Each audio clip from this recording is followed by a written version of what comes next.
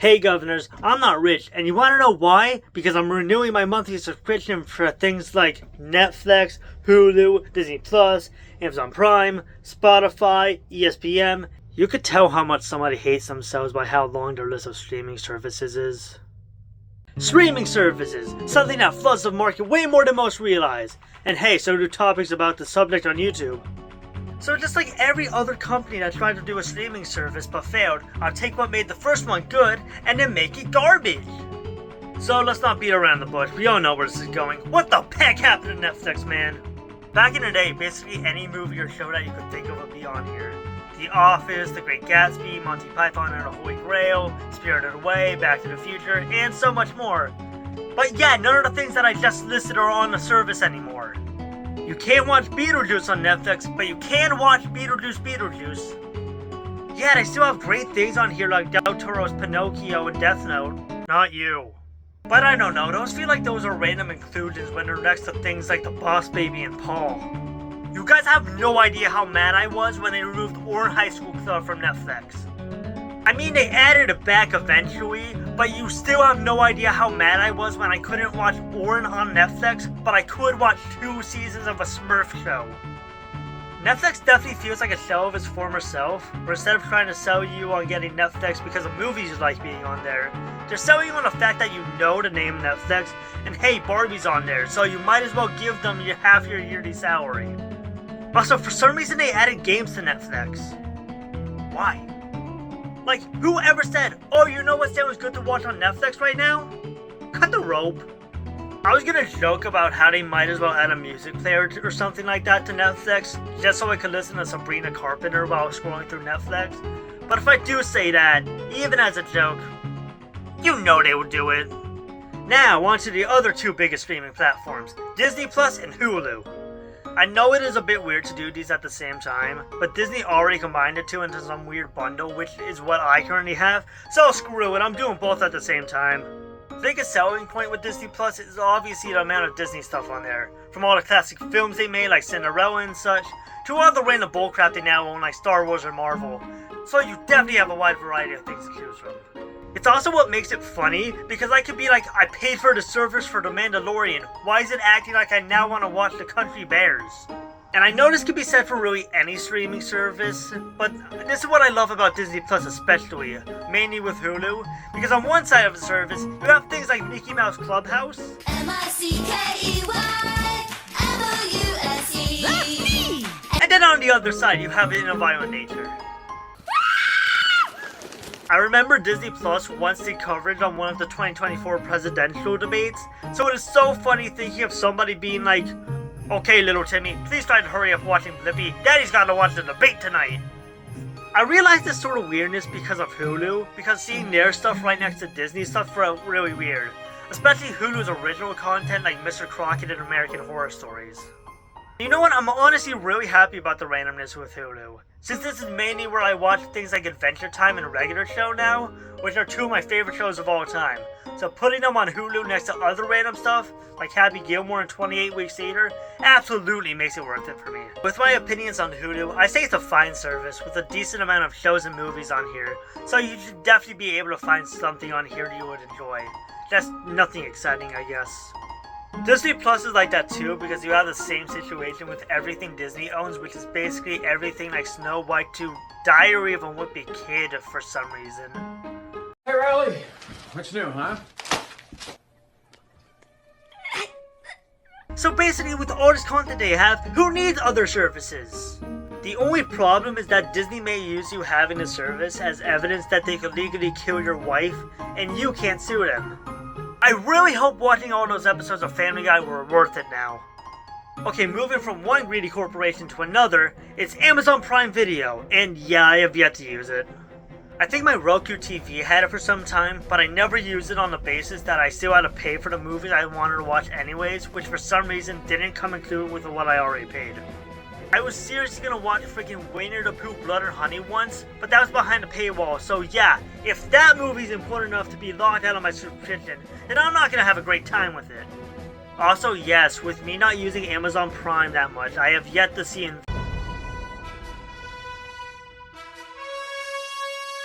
I have friends who love the show, and because of that, it really hurts to say I've yet to watch that. Add Invincible to the list of shows I keep promising I'll finish, with shows like Breaking Bad and Stranger Things. And yes, both of them are on Netflix, which I do own. But that makes me sound a lot lazier than I already am, so... But still, with me not owning Amazon Prime Video, I cannot really comment on anything besides me failing to watch another show that's locked behind Amazon. And for another streaming service I don't own but I want to mention is BentKey, a streaming service by... Ben Shapiro. You probably think your opinions matter. What the hell are you talking about? I'm obviously never gonna get this. One of the 6 things they have on here has the same name that sounds like half the Pokemon fanbase. But I just want to point it out because the Daily Wire is trying to use this service as something to fight Disney with. I don't think a show like A Wonderful Day with Mabel McKay, a show I only found out about like half an hour ago while researching this video, would ever be able to take down a company that owns things like The Avengers and The Simpsons.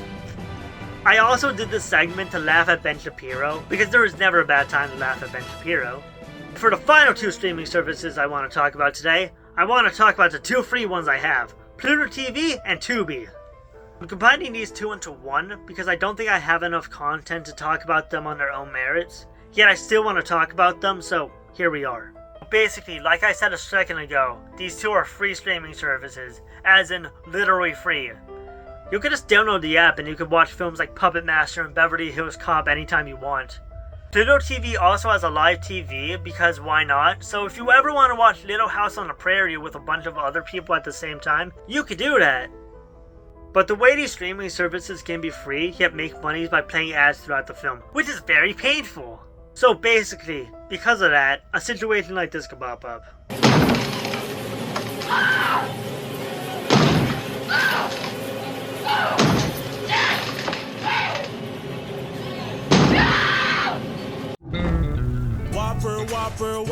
Whopper, Junior, Double, Triple, Whopper. And yeah, I would honestly say I think the ads are a bit worth it. Yeah, they're annoying, but come on, I get to watch Hobgoblins for free. I'm fine with that.